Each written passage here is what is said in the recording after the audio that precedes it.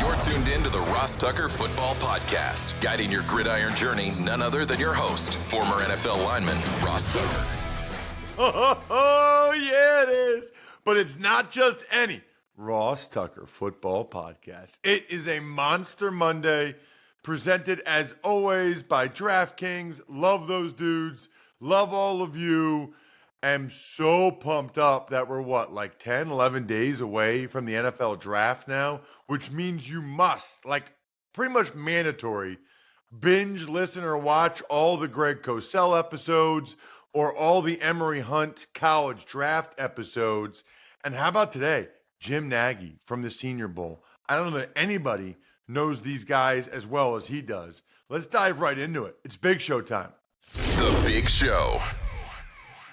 Man, I love talking with this guy every year. There are not many more qualified to talk about the NFL draft than Jim Nagy, the executive director of the Senior Bowl. You can check him out on social media at @JimNagy_SB. He's a long-time scout. In fact, I was following him around. He wasn't following me around. We were together in Washington in 01 or 02, and then again in New England. But he's been doing the Senior Bowl thing for a long time now, Jim, and you look like you're getting younger. It looks good on you. It must be going pretty well. Being off the road 200 nights a year certainly helps. But Ross, we were together, man. That's cool. We got that shared past, and I don't know. Have you been watching the Dynasty thing with the Patriot stuff? That brings back a lot of really cool memories. It's so funny you say that. It's on my to-do list. I have not. It's a long story, but I usually watch something like that if I'm working out, and my TV over here in my exercise room doesn't have Apple on it to be able to watch that. I mean, I could probably watch it on my computer, I guess, because I have it there. But no, I haven't. It's interesting hearing all the negativity that people are not happy with it. I guess I can't really comment on it unless I watch it, but I would say that's probably the more interesting aspect because people already know about all the wins and all the championships, so people are probably more curious about that stuff and the negative. Plus, it seems like every time, I always laugh at this, Jim, every time they win a Super Bowl, it just so happens that NFL Films was there the whole year, and they have a documentary with Belichick or McDaniels being and that's how I knew by the way his foot was, I knew that I want to see the documentary from last year. I want to see the NFL Films cameras from last year.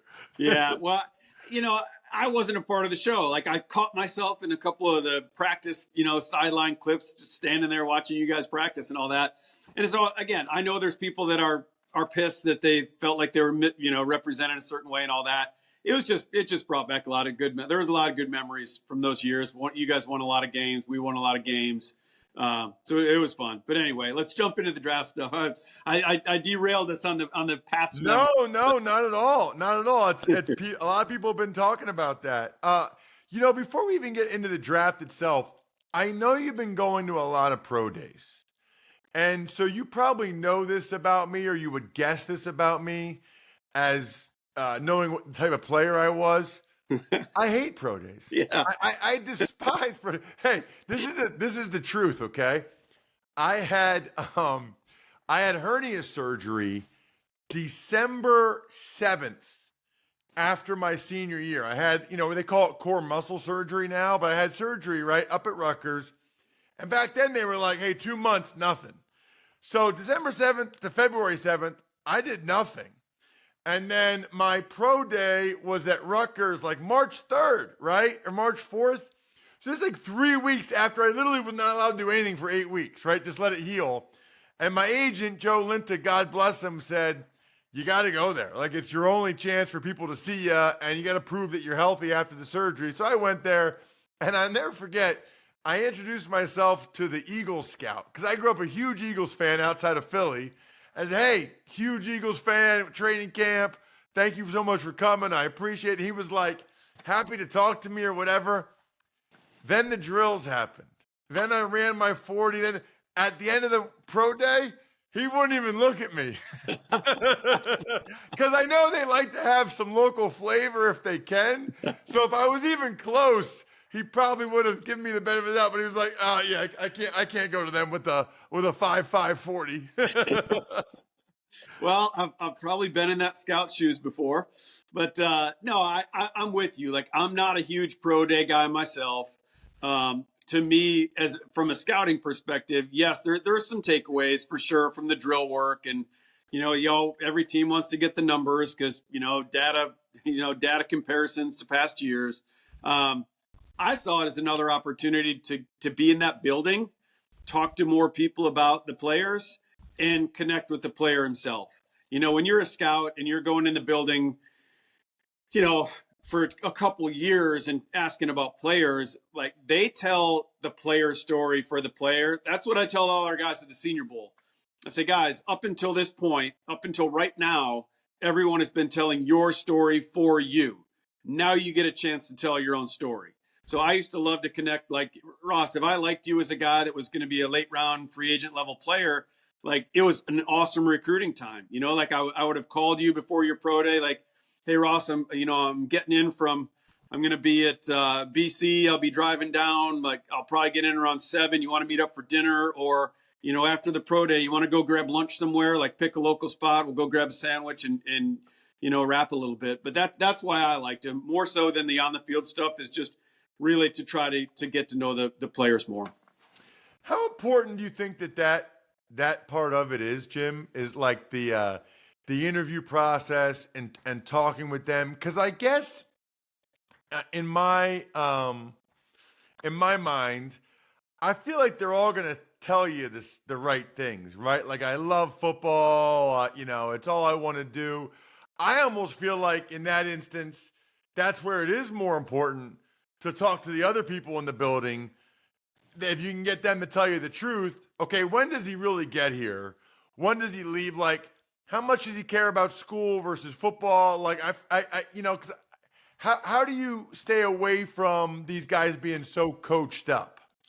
For sure. It's all like interviewing techniques. That's the thing. Like, scouts, we're not trained interviewers, right? Like, I've actually sought out some people in that space to get better at that over the years. You're right. I mean, you have to trust the people in the building, and that's why sources at the building, that's why you have to work so hard at those relationships, because the people at the schools aren't going to shoot all 32 scouts that come through the same way. So in order to get the real info, right, we're all looking for the real stuff. You have to work hard at those relationships, and they matter. And yes, our players all going to say they love football? For the most part, they all are. But to me, it was like, I want to drill down, like, where they came from.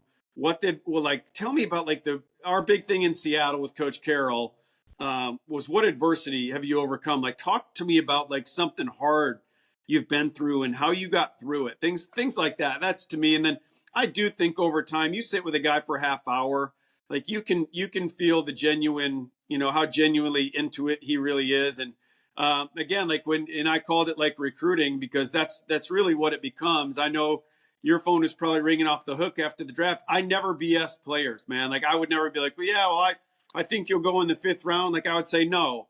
Like, I put a late draftable grade on you so we could watch you in the room and everyone else could see you, because that's how we did it. We only watched draftable players. I'm like, listen, I put a 7th round grade on you, Ross, because I wanted the room to see you and be familiar with you. But we probably want you more as a free agent, right? Like, I'm going to shoot you straight. I'm not going to BS you. That's where we see you. So then when your phone is ringing off the hook after the draft, like, there's a relationship there. Like, I wanted the players to trust me. Like, there was sincere interest. I hope they felt it from me. I did a lot of follow-ups with these guys. And so then when I did call them, right after the draft or at the end of the 7th round, like, Ross, we want you in Seattle. Let's go. And again, someone hopefully someday, whether it's NFL Films or 30 for 30, they have to be in like 10 different draft rooms, or even like 5 different, and like do that Wall Street, because it's like Wall Street. It is chaos. Like, the league has not figured out this undrafted free agency process at all. So, I mean, there are literally everyone's working phones. You got position coaches, scouts, the cap guys managing the money. Like, it would be awesome TV if someone ever did it. But yeah, I agree with you. Back to your original point, man. Like, the relationship of the schools and what you get from those people, you have to trust it. So, who's typical? Like, it's so funny. It's so funny, Jim, because I have like all these questions to ask you, right? About like different positions for the draft and this guy and that guy. But I got to be honest with you, like I have other people that I've been asking about like I have Emery Hunt for the College Draft Podcast. I go through every guy with Greg Cosell. And not that you're not better than them because you're fantastic, but you've actually done it, right? So the stuff that's so interesting to me about you is the unbelievable job you've done with the Senior Bowl, but also like who would be typically the best person at a college to talk to? Was it like an assistant coach? Was it the scouting person? That wants to get into the NFL, like they really want to get into the NFL. Like that's what, like their goal is to be an NFL GM, but they're the recruiting assistant at Georgia or something. In my mind, they're the one probably most likely to tell you the truth because they're looking for a job from you someday.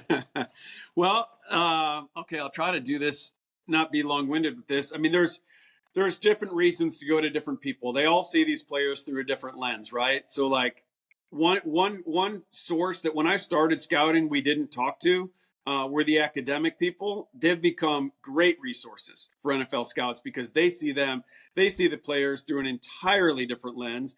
And let's be honest, most kids in general, like not many people love school, right? Like there's not a lot of people love going to school. So again, that's hard, with the NFL, and again, a lot of players don't love practice, do they? A lot of, like there's a lot of players that don't love the weight room. So like the academic people, how did this guy work through something that he didn't really like to do? Like players love to play on Saturdays and Sundays and Friday nights when you're a high school guy, but you don't. So they've become a really good source, especially on the learning front. Like some guys learn football a certain way, but like how do they learn in the classroom? What special needs or accommodations did you need to get this guy to perform academically? So they've become a good source. Your point about like the young recruiting assistants or meet GAs, like you get the GAs because the GAs are guys that usually played, right? They're usually former players and they're young enough that some of these GAs are going out and having beers with these guys after games and they kind of know these guys' social habits a little bit. So, you tap into that. And again, the GAs want to be, they want to step up too. So those guys are good sources. I think when you really want to talk about the football intelligence of a guy, you got to go to the position coach, the guy that he's in the room every day. How is he in the room? How does he take notes? How does he learn? Is he a leader in your room? How do the other guys view him? Those guys are great sources. And then I will say the worst sources are the head coaches. I've heard Nick Saban say, nobody comes to me and asks me about these players. I never felt that I always felt like I was putting the head coach in a position that he shouldn't be in. Like the head coach is the one that went into Ross Tucker's, house and told his mom and dad, like, whoever raises these kids, right? Grandma, grandpa, aunt, uncle, whoever raises the guys, I'm going to grow your boy up to be a man in 4 or 5 years. And he's going to leave our building a better person. When you do that, I feel like you can't dish dirt on the kid. Now, like you can't be completely transparent on a player. That's not your job. That's every other person in the building's job, not the head coach. So I rarely used to go to head coaches other than to thank them for letting me in the building that day and giving me access to his staff and the players. But back to your point, like to me, people in the cafeteria, the custodians, the equipment guys, if you want to know like how high maintenance a guy is, find the equipment guy. Like it's like, are you old enough to remember the Breakfast Club movie? Yeah. So remember the custodian, he said he was the eyes and ears of the institution. I feel like the equipment guys are the eyes and the ears of the football operation. Like they hear everything, they see everything.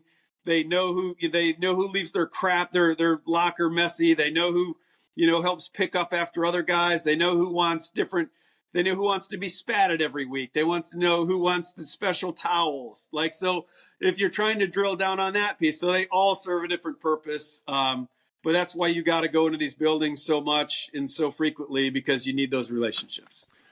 Man, I love conversations like this where I have like 10 different things going through my head at the same time. I got to tell you, Jim, I feel like the academic piece is really important. Like the guys that make it a point to graduate or get a good GPA, it's like they see the big picture in life, right? Like they know football's not going to last forever. They take what they do seriously. They made sure they graduate. They have a 3.5 and a decent major. I know it's not as important as the football stuff, but man, I would like guys that graduated. I would like guys that had pretty good GPA. Of course, like anybody else in life, I'm biased. I'm a Princeton guy, whatever. But I just think I don't care about what school they went to necessarily. It's just their approach as human beings to life. 100%.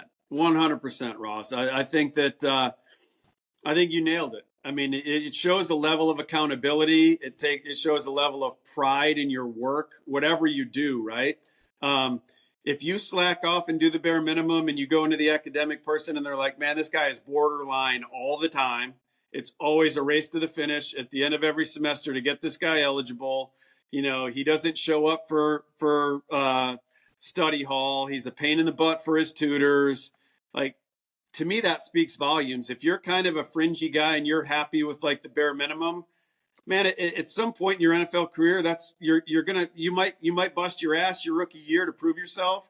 You're gonna slide back usually in most cases to what you are. I think if you hold yourself to a high standard in your life, that should permeate kind of all areas. So I'm with you there. You know, it might have changed in recent years, Jim, but I know for a long time the Bengals, they probably still do, had the smallest scouting staff in the NFL, right? And they probably still do. I mean, I see some of these teams have like 20 guys, and and I always watch the Bengals, and maybe I'm not giving them enough credit, but like their draft, it always seems like, Jim, they just draft the guy who was ranked highest on like the best available guys still on the board and was supposed to go earlier, but didn't go yet. They just take him, and guess what? They've had a lot of good drafts. Like they've had a lot of good players and a lot of good drafts. So I guess my question is, and maybe you'll tell me that I'm way off on the Bengals, but I guess I feel like sometimes maybe all of the digging, and I'm not denigrating the work that you put in other people, but maybe all of that digging, maybe all of the expense, maybe all of that time, can you argue at times it's over? And you're going to miss on some guys because of the off the field stuff or the character stuff. But it just seems like the Bengals always take the guy that was supposed to go 12th, but he's there at 24 and they take him. And a lot of times he's good. Okay. We need to unpack this carefully. I would have agreed with you on the Bengals thing years ago. I think I'll single out a couple. I think Duke Tobin at the top, and then Mike Potts, Trey Brown. They do still have a small staff. I think they do a really good job there. I think their drafts have changed. I don't think they're what you were saying. I agree with you to a point. I think what used to happen back, at least this was my old observance from afar, was that they took a lot of character risks. And that's why you would see a guy that's still sticking out there as Mel's top guy. He was Mel's top guy for a reason, is because all these other teams put in a lot of homework on the guy and there was issues, right? And I think, you can go back in there, the Vontaze Burficts, and, there's been guys, Mixon. Yep. I mean, there's where did Pac-Man go out of college? At West Virginia?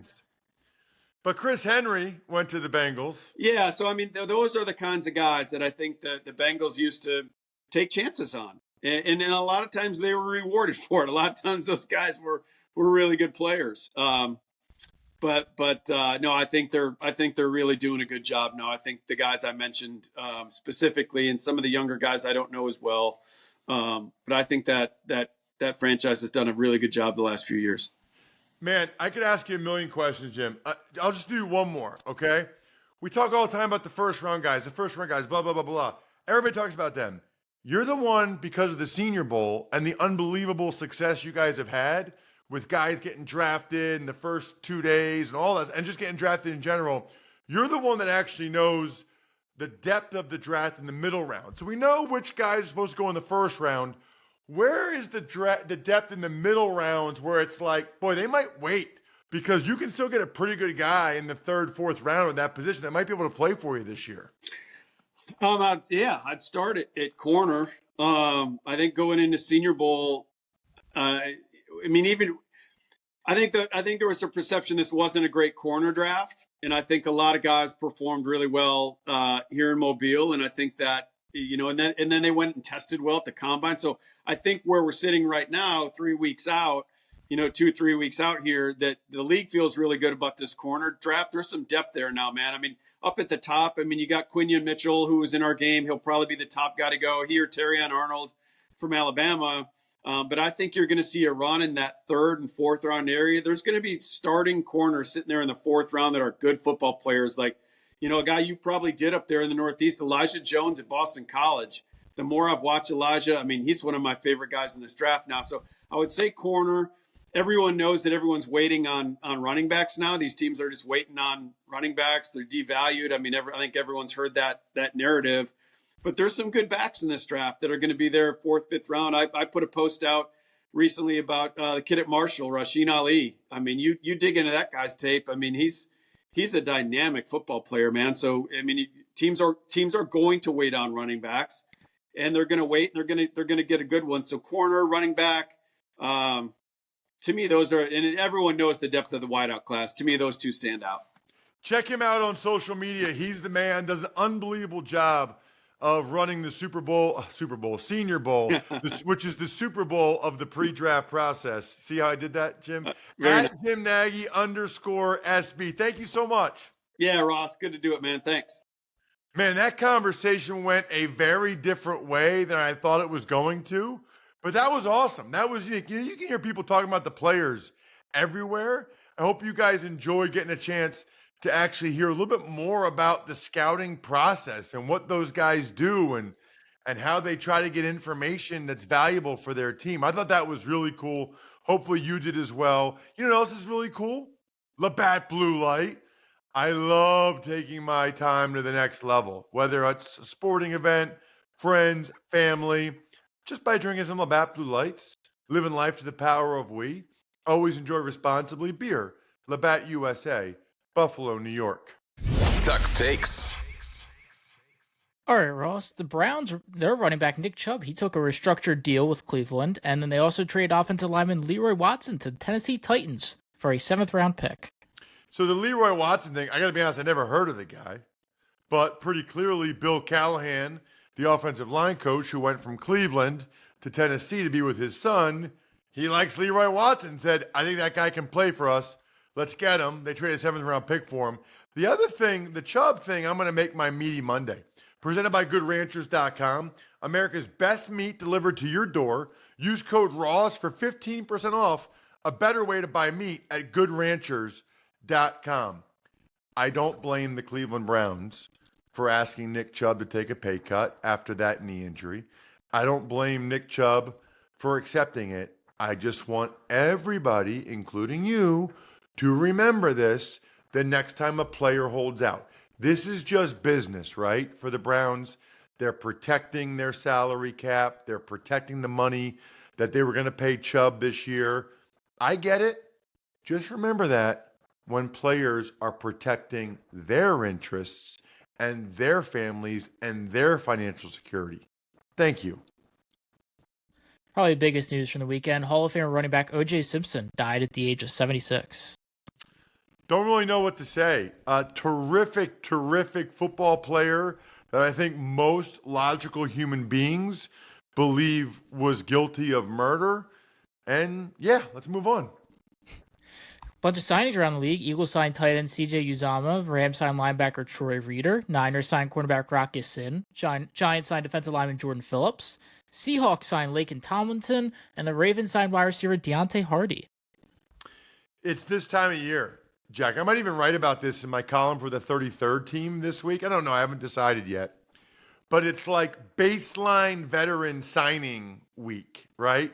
This week and next, You want to get a guy that gives you a floor at the position in case the draft doesn't go the way you want it to, right? You don't want to feel like you have to take a player at a certain position.